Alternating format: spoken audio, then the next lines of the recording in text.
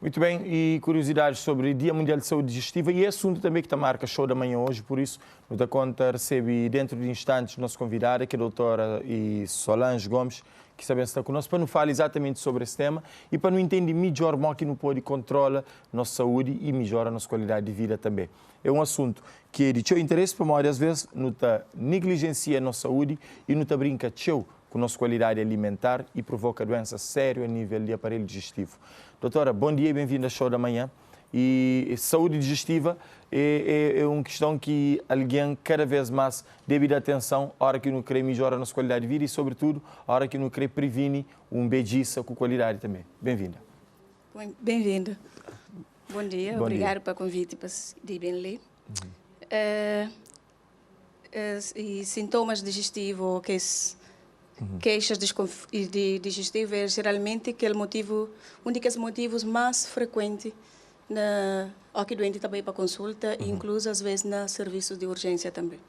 Agora, e falando de doença de refluxo gastroesofágico, ele é uma questão que nos escolhe hoje para falar dele dentro de problemas que pode ter no aparelho digestivo. Embora, se não pode enumerar, tem muito tipo de problema, muito tipo de doença que alguém pode desenvolver e se encrefla no estômago e no seu aparelho digestivo completo. Doença por refluxo gastroesofágico é uma patologia muito frequente a nível mundial.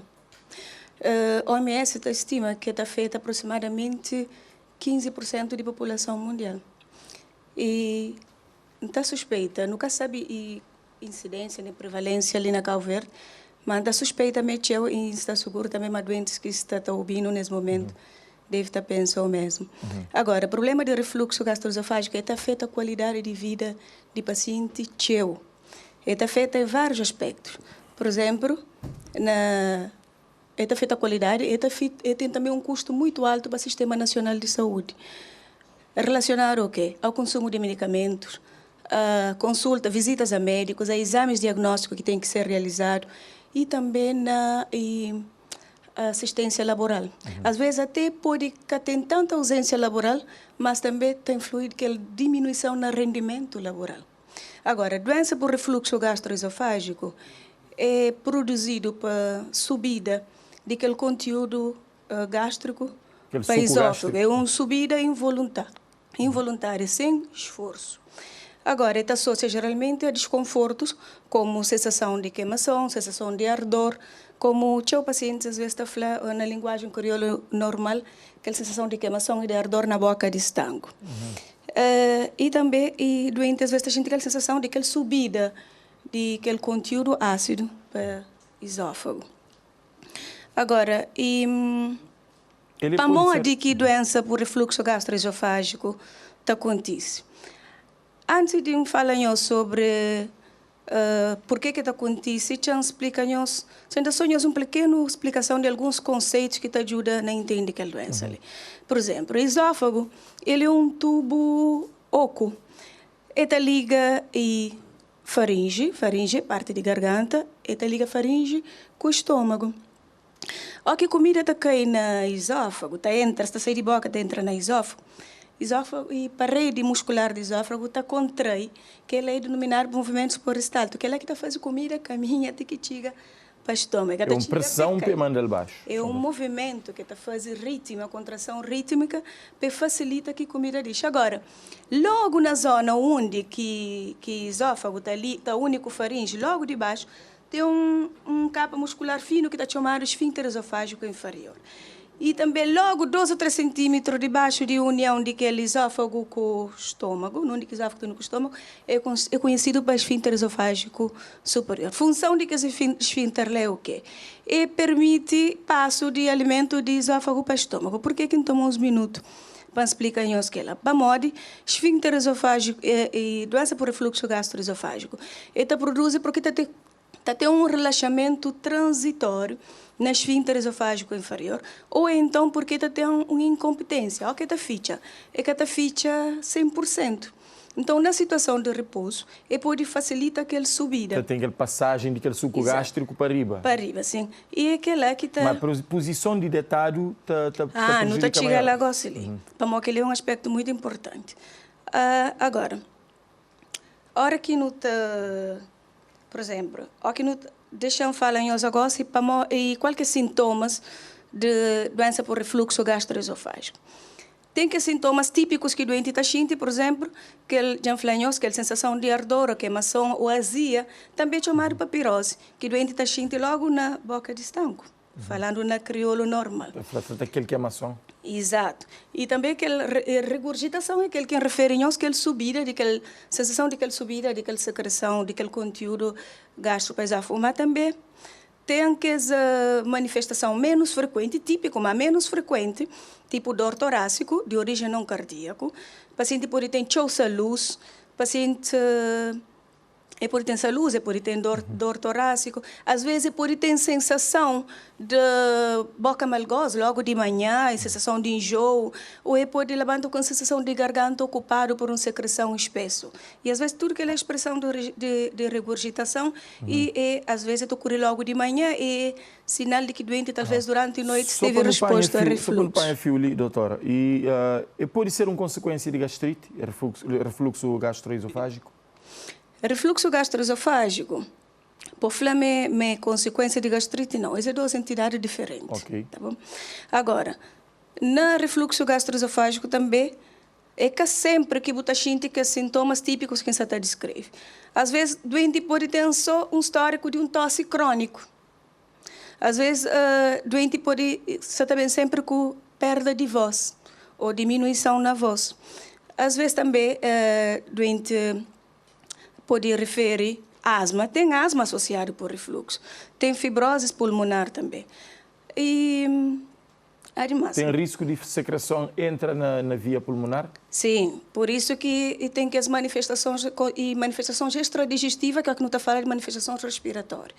Pode ter ronqueiras, voz ronco, pode ter fibrose pulmonar, pode ter asma, mas também pacientes com sinusite crônico, paciente com inflamação de ouvido médio. Que esse ponto para quem queria tocar, para não fazer uma espécie de uma listagem de que os principais sintomas que as pessoas deviam dar uma atenção, que pode ser um sintoma claro de que pode ter alguma situação de perigo iminente para uma área de refluxo. Agora, ademais de que sintomas típicos e sintomas atípicos, tem também que sintomas de alarme. Atenção, se você ou é um paciente, ou você está ouvindo vizinho, está falando, mas aquele paciente está tendo dificuldade para engolir, ou seja, disfagia, ou então aqui tem engolir está sentindo dor, associado à perda de peso, associado à anemia, ou você está tendo vômitos recorrentes, ou então você vomita sangue, ou vômito de sangue digerido, tipo bora de café, ou então se fezes escuro, tipo alcatrão. Tudo que lá indica sintomas de alarme. Sintomas, mas deve ir para o médico de confiança. Ou então, vai para especialista de gastroenterologia. Agora, eu queria só entender, e como é que a pessoa faz o diagnóstico dele? Para fazer diagnóstico de refluxo gastroesofágico, geralmente, o primeiro aspecto é a clínica do doente. O que o doente está sentindo, que sintomas que refere anteriormente. Mas também tem outros métodos que é para fazer diagnóstico, por exemplo, a endoscopia. Endoscopia, na realidade, é que está indicado para fazer sempre.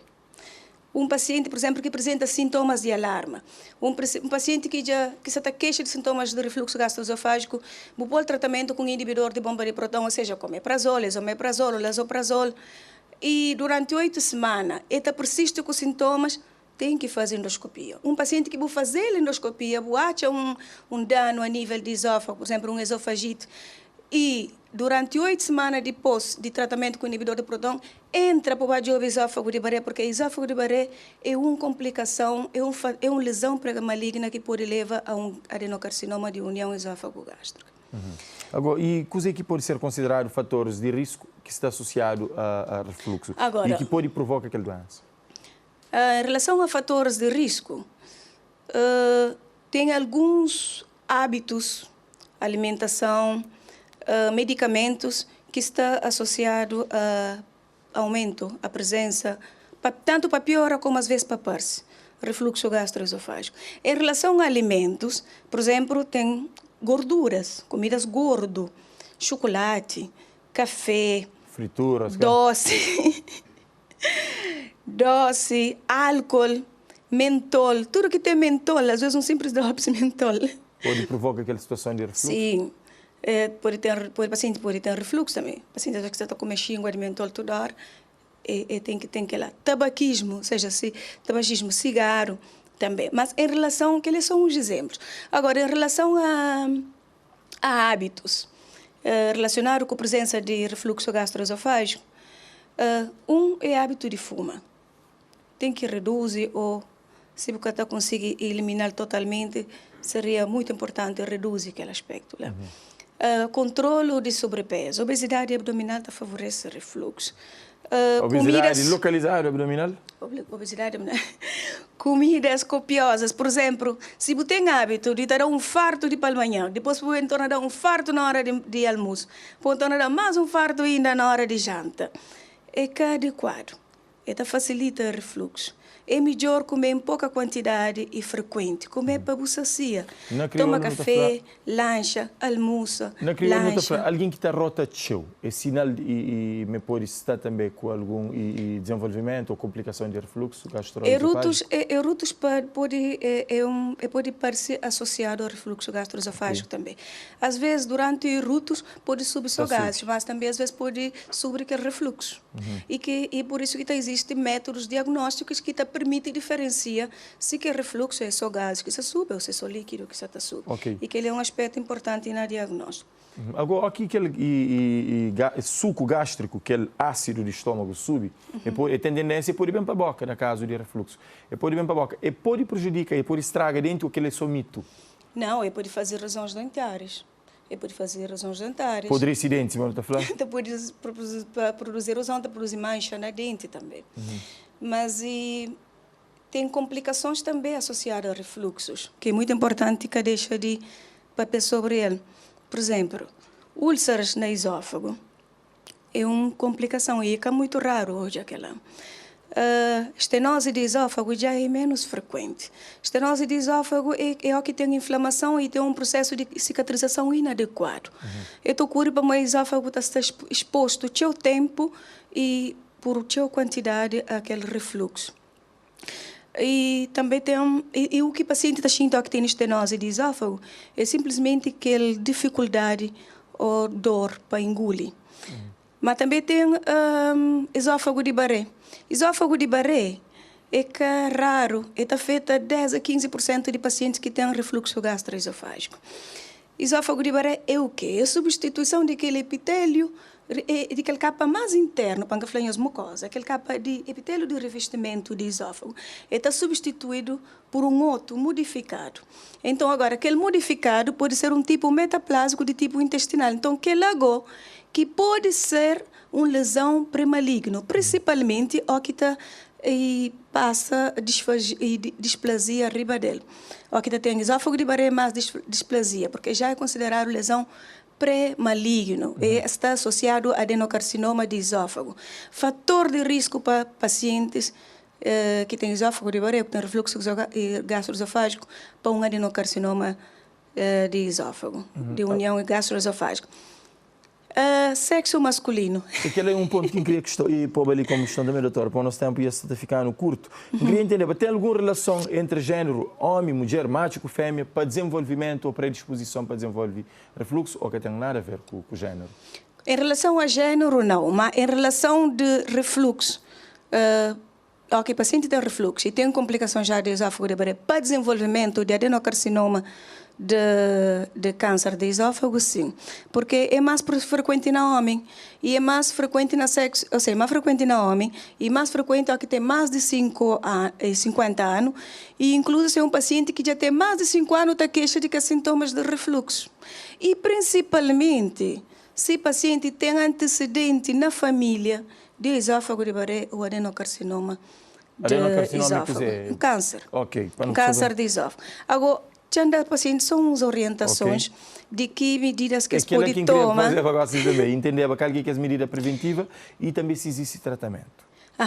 Qual que é as medidas preventivas que o paciente pode tomar, que são mais a seu alcance. Então, cigarro, se você fuma, se você consegue, reduz o máximo que você puder. Hábito de comer. que comer teu quantidade, comer em pequena quantidade e frequente. Faz 6 refeições diárias. Comer para sacia, não para ficar cheio demais. Outra coisa, controla sobrepeso. Controla sobrepeso. E também pacientes que tomam medicamentos que favorecem o refluxo gastroesofágico. Por exemplo, pacientes que tomam benzodiazepina, que tomam para ansiedade, para depressão, diazepam, alprazolam, bromazepam. Se tem impacto negativo sobre o refluxo gastroesofágico, vai no bom médico, para hoje se pode ter outra alternativa de tratamento para bom.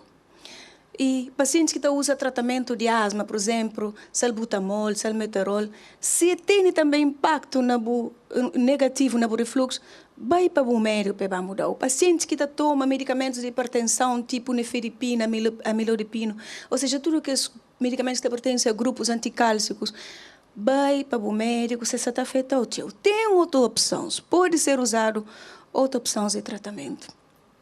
Também, tudo que aumenta a pressão dentro do sistema digestivo, dentro do estômago, pode facilitar o refluxo. Exercício físico é muito importante para a saúde do sistema digestivo, mas exercício físico intenso já é um fator de risco para ele, tá bom? E agora, que tratamento que pode ser usado? Tratamento, quer dizer que as medidas higiênicas e técnicas, mas o tratamento deve ser individualizado para cada tipo de paciente. Conforme consulta médico, é específico. Tem opção cirúrgica, mas que está aplicada a todo paciente. Geralmente, é paciente que tem melhorias ou é paciente que tem complicações respiratórias. Exames que podem ser usados, ademais, a endoscopia. Na caso de pacientes que está melhor com o tratamento com inibidor de próton, ou seja, que está refratário ao tratamento, pode ser usado pH-metria com impedanciometria ou manometria. Muito doutor, eu te agradeço o tempo para estar ali conosco na Chora. É pena o tempo que está para esmiuçar o assunto, simultaneamente e entender nessa plenitude. Mas fica que as explicações ali, fica principalmente que esses 3 pontos que é mais importante. E entende a doença, conhece ele, entende sintomas e conhece formas de tratamento para correr atrás dele e medida preventiva também. Bom, te espera, mas nós entendemos tudo e mas ser de bom proveito para nós. É sempre.